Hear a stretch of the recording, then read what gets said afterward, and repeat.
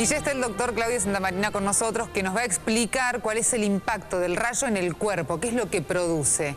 Recién Diego nos decía el tema de la descarga cuando te estás bañando. Hay chicos que tienen problemas y que de hecho contaban los papás y familiares que tienen problemas en los ojos. ¿Por qué se desarrolla esto? Mira, es importante recordar lo que decía Diego, la cantidad. Uno en la casa tiene un cable, yo traje acá para que uno pueda ver, y manejamos una corriente de baja tensión que es 220. Sí. Él contaba muy bien, la media tensión es hasta 1000 voltios, y un rayo tiene 1 millón, 1,5 millones, 10 millones de voltios. Cuando yo traje esto que se quemó, una térmica en casa que tiene 20 amperes, un rayo puede tener hasta 30.000 amperes. Por eso puede fundir y dar quemaduras, ¿sí? Lo que vos me preguntabas depende por qué sitio del cuerpo ingresa la corriente eléctrica. Podría empezar que el rayo te impacte en la parte superior, que te entre por la cabeza, y es importante por dónde sale. Podría hacer un recorrido del cuerpo y salir por los pies y paralizar el corazón. A los chicos le entró la descarga eléctrica por los pies y queda en el cuerpo porque no tiene por dónde descargarse, o hace un circuito de pie a pie. Si te acordás, uno de los heridos... Hace un puente. Hace un puente, ¿sí? Uno de los heridos que quedó vivo, lo llevaron al balneario y decía, se me queman los pies. Sí. Y le echaban agua. Está muy bien, porque las quemaduras pueden ser grandes quemaduras, depende si entró por un punto o por varios puntos de la piel. La piel hace resistencia igual que lo hace el aire. Sí. La electricidad entra mejor por los ojos, por la nariz, por la boca o los genitales, porque son mucosas húmedas, claro, y tienen menos resistencia. Como estaban mojados y la piel estaba húmeda y la arena estaba húmeda, es más conductor. Por eso es raro este accidente que aplacó a gran cantidad de personas. En general es muy puntual y hace 1 o 2 víctimas, no 4 muertos y 21 heridos, ¿sí? Vos me preguntabas lo de los ojos. Sí.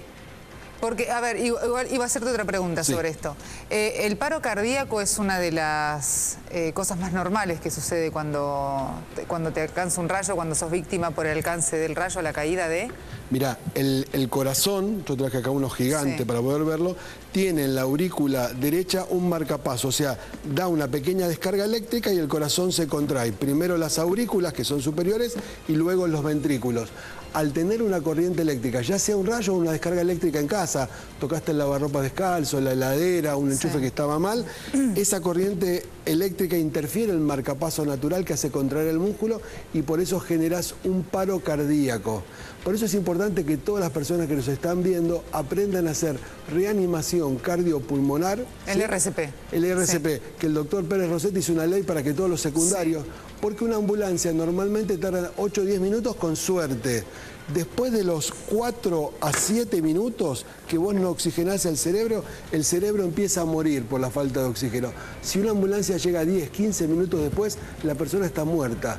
Si vos le haces respiración boca abajo, boca a boca y masaje cardíaco, lo que haces es mantenés la circulación y la oxigenación. De esa manera el cerebro está vivo y uno lo puede trasladar al hospital y salvarle la vida a la persona. Esto es tan importante. Es muy raro que caiga un rayo, pero es frecuente que alguien se electrocute en casa, o sea atragante. Por eso todos deberíamos invertir 3 o 4 horas y aprender resucitación cardiopulmonar. Recordemos a la gente que la resucitación que está hablando el doctor es aquella que se aplica... Con las manos. Con las manos, tal cual. Y con la boca. Eso lo puede hacer cualquiera, ¿sí?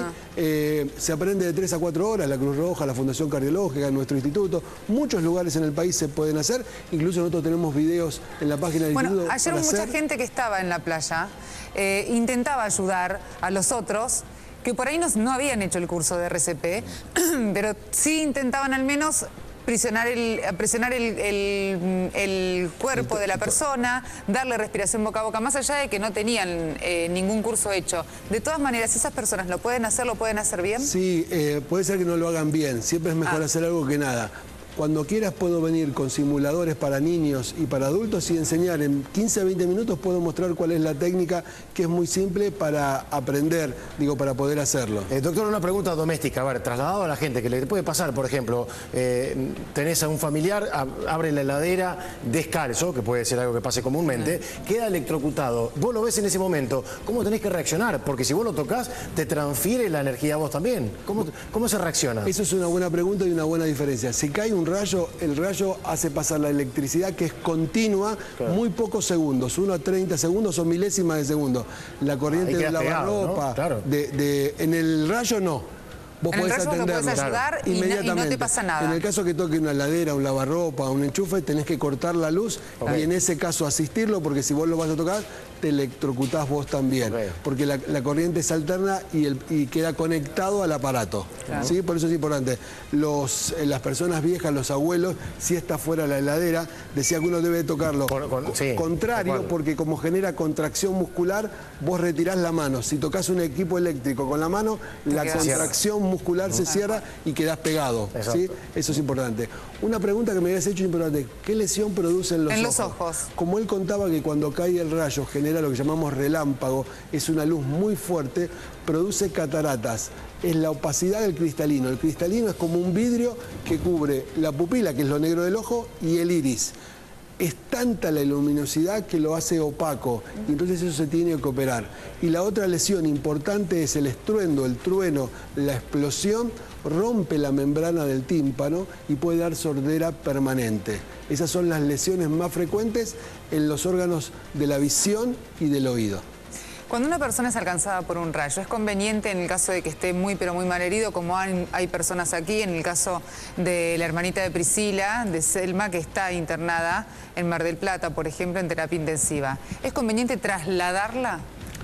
Mira, hacer un traslado, por ejemplo, a la provincia de San Luis, que es de donde es oriunda? Hay dos cosas importantes. Depende por dónde entró el rayo. Suponete, puede ser una cosa puntual que entre en un punto de la piel, o puede entrar por mucha superficie. Entonces puedes tener una superficie quemada o aparentemente no estar quemado. Como la electricidad cuando entra se desparrama por los vasos sanguíneos que tienen agua, que es gran conductora, o por el líquido cefalorraquídeo, que es el sistema nervioso central, hay quemaduras internas. La chica que falleció hoy, lamentablemente, parecía que estaba bien. ¿Viste cuando vos agarrás un huevo y lo pones a hervir? Sí. Coagulás las proteínas y tenés un huevo duro. La electricidad genera calor entre 500 y 8000 grados. Hace microcoagulaciones dentro de los vasos sanguíneos y se afecta el cerebro, el corazón, los riñones y también los pulmones. Por eso da un fallo que nosotros llamamos multiorgánico y es muy difícil revertir este cuadro porque la lesión, aunque afuera parezca que está bien, internamente tiene los órganos muy dañados. Tremendo, entonces, lo que ha vivido esa pobre criatura, ha sufrido muchísimo. Es por la cantidad y el amperaje que tenía. Por eso puede haber quemaduras externas que la gente la llama calcinación. En realidad es fulguración. Es la quemadura por un rayo. Fulgurar quiere decir resplandor o claridad, que es lo que produce el relámpago. Y como genera tanto calor, como que te calcina. Entonces quedas totalmente, hay gente que queda como carbonizada. Bueno, uno de los testigos decía, el chico que estaba con Gabriel Rodríguez, el chico que estaba en el cuatriciclo, en el momento en el que cae el rayo, quedó fulminado, carbonizado.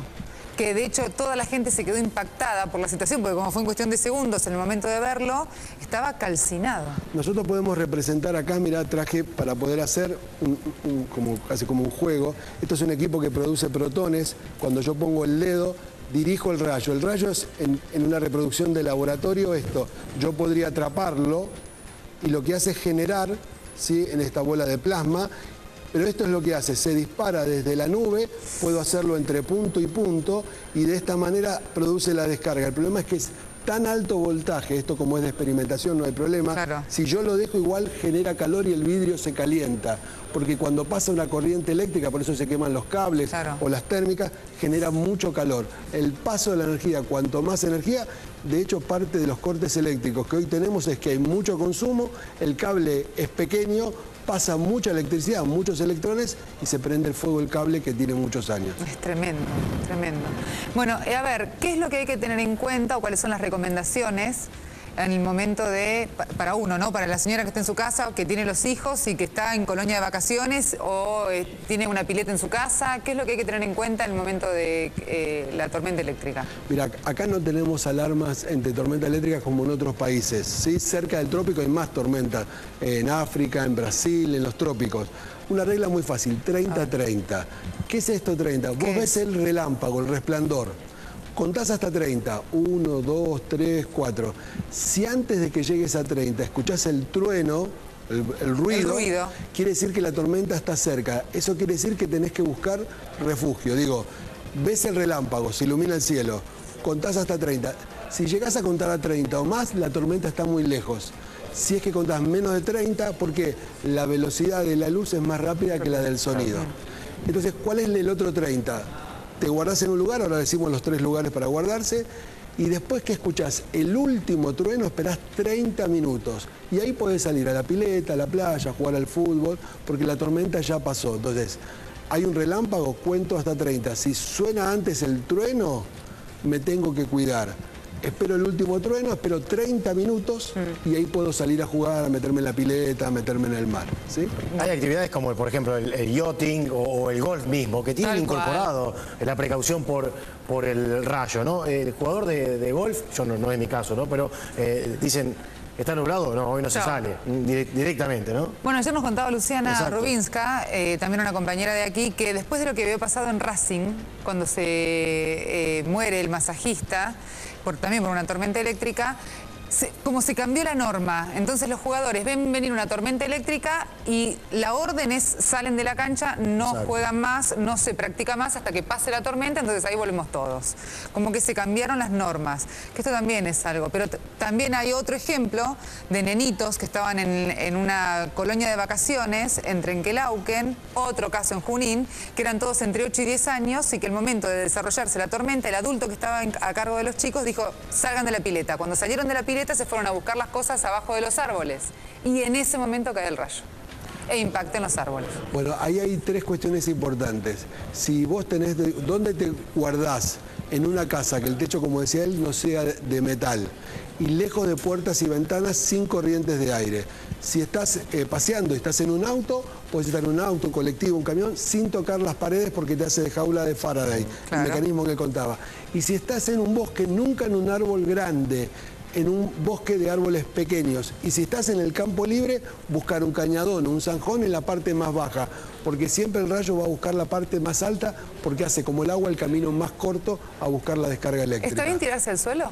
Estaría bien tirarse al suelo si hay una parte de profundidad, pero tenés mayor superficie de contacto. Algunos dicen que hay que estar en cuclillas, nadie va a estar en una tormenta de cuclillas, aunque sea teórico. Digo, buscar un lugar seguro con estas 3 cuestiones lo mejor posible. O ponerse en un pie, en todo caso también, ¿no? Para no hacer puente. Lo que pasa es que la tormenta dura mucho, digamos. Esa no la tenía. Claro, ¿no? Te lo digo, el equilibrio no lo podríamos superar. Sí buscar la parte de mayor declive del terreno si te agarra en la llanura pampeana, por decirlo alguna cuestión así. Es importante, en la parte de mayor depresión o en un zanjón. Eso sí es importante porque el rayo siempre impacta en la parte más alta, por eso nunca en los árboles que hacen como atracción de un pararrayo del tema. También hay que explicar que más allá de la cuestión postural, si vos estás sosteniendo algún elemento metálico, no sirve de nada. Sos conductor. Claro, si estás sosteniendo 100%. Un teléfono celular o estás transportando algo que justamente pueda atraer al rayo, quizás la prevención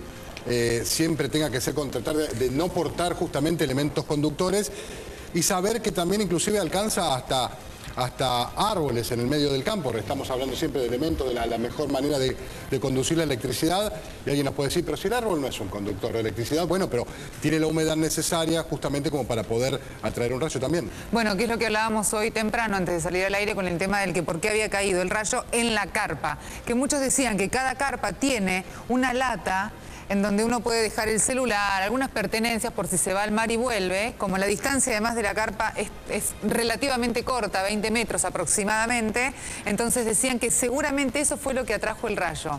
Todavía no se pudo comprobar, porque la carpa además está intacta, no le pasó nada. Estamos hablando de este hecho que pasó ayer, pero puede ser pasado mañana o dentro de un mes o dentro de un año que nos pase lo mismo, ¿no? Es poco probable que haya sido la caja metálica de la carpa, es probable que haya sido el cuatriciclo, el chico que estaba encima, o es probable que haya caído en la arena, que es un gran conductor, porque llovía y estaba todo mojado. Y impacta el rayo en una zona. O sea, lo malo fue que donde cayó la onda expansiva, lastimó, mató a 4 personas y hirió a 21. Creo que fue con eso, por eso se desparramó y generó el impacto de la caída por la explosión que produce el impacto del rayo. Muchísimas gracias a todos por acompañarnos esta noche, gracias por la amabilidad. Hacemos una pausa en Noches Argentinas, enseguida volvemos.